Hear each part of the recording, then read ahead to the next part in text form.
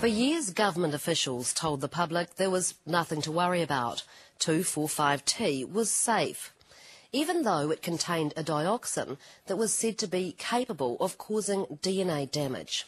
And even though parents up and down the country believed it caused birth defects or was responsible for the death of their babies. Now there was another factor. New Plymouth workers began to worry about what it was doing to them.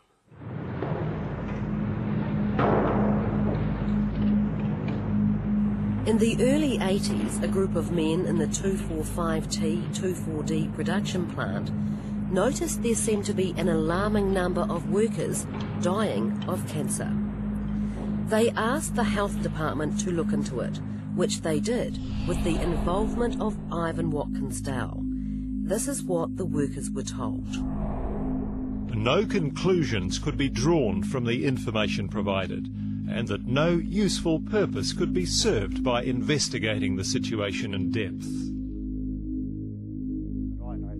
Neil Hurdson, a former worker and union rep, didn't leave it there. For decades he has kept track of 30 men who worked directly with 2,4,5-T and 2,4-D. And today I know personally that 14 of those people are dead. And many of those have died of cancer, the majority. What sort of age were these men? We've got one here at 32, 48, 54, age 43, 40, 40, 55, so... Young. Neil Hurdson's worries were well-founded.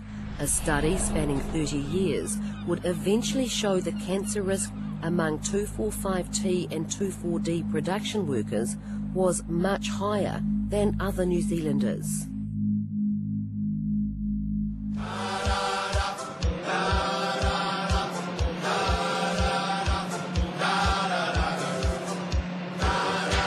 But back to Ivan Watkins Dow in the mid-80s.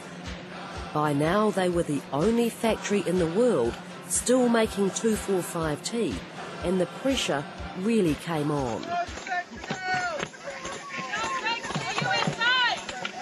But Ivan Watkins Dow had support from an unusual quarter, our very own Director of Public Health.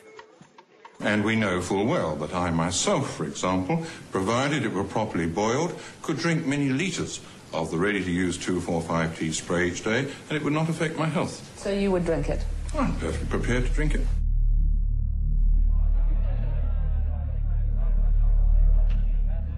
Ivan Watkins Dow had more problems than public pressure. In 1986, a burst disc released dioxin at the 2,4,5-T production plant. It was enough to tip the balance, and a ministerial inquiry was finally set up.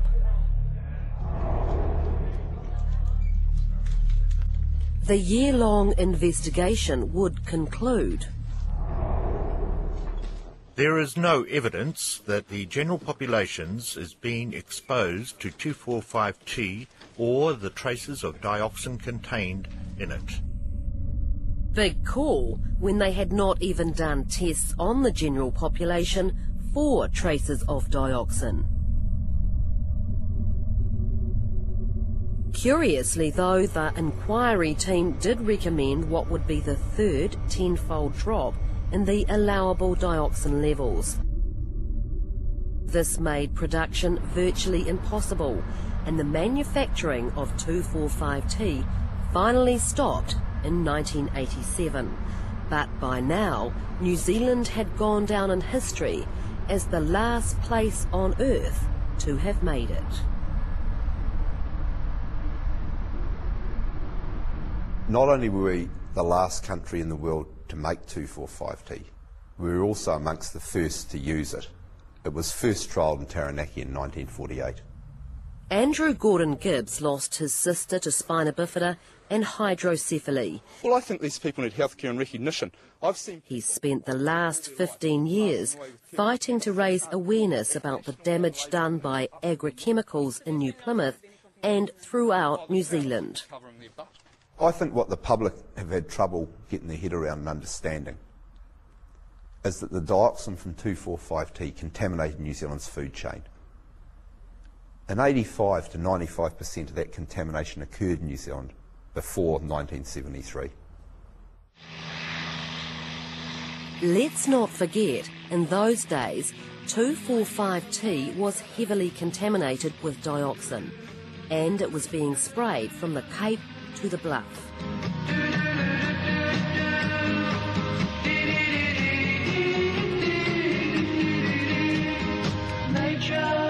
This inevitably led to the nationwide contamination of the food chain.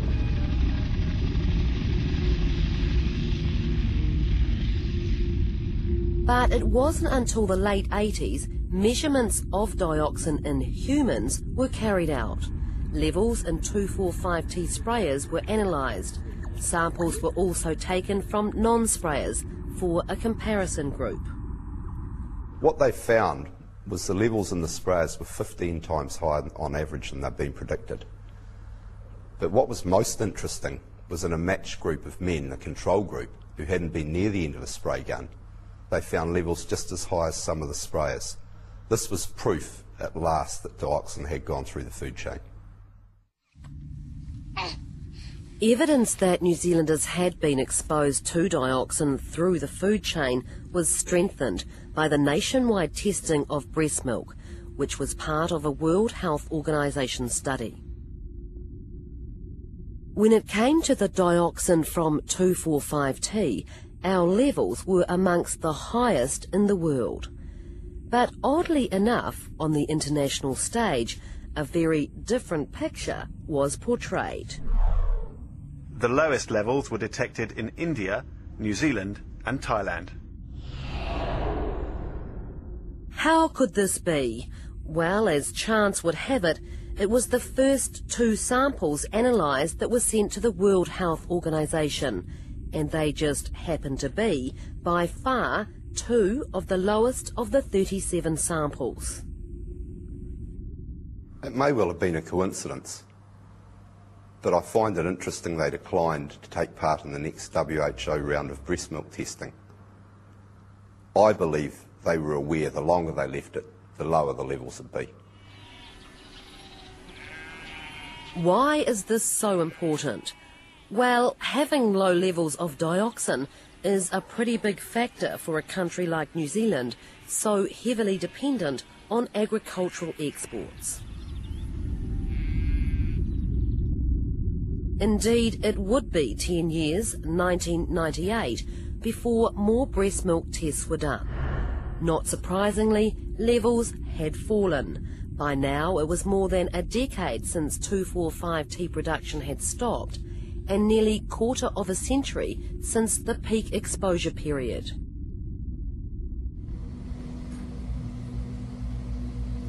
It was at this point our Ministry of Health embarked on an extensive nationwide study of dioxin levels.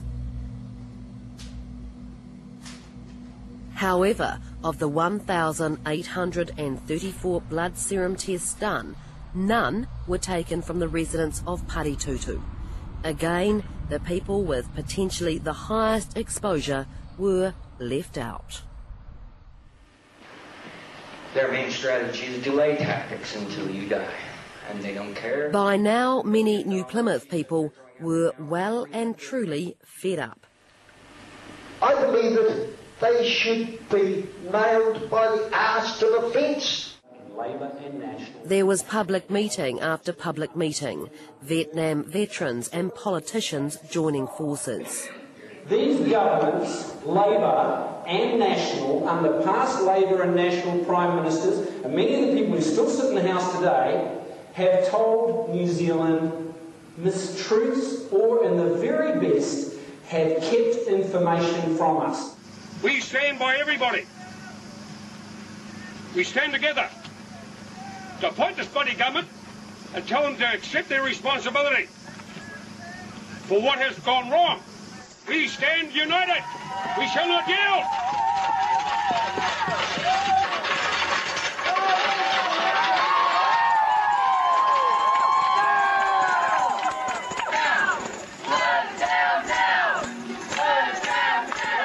What these people wanted was either genetic or serum tests, specifically for those who had lived or worked in Paritutu back when the contamination from Ivan Watkins Dow was at its worst.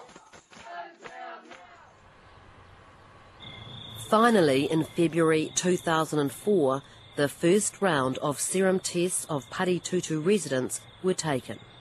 People who lived or had lived near the plant would have their exposure to dioxin from Ivan Watkins Dow determined once and for all.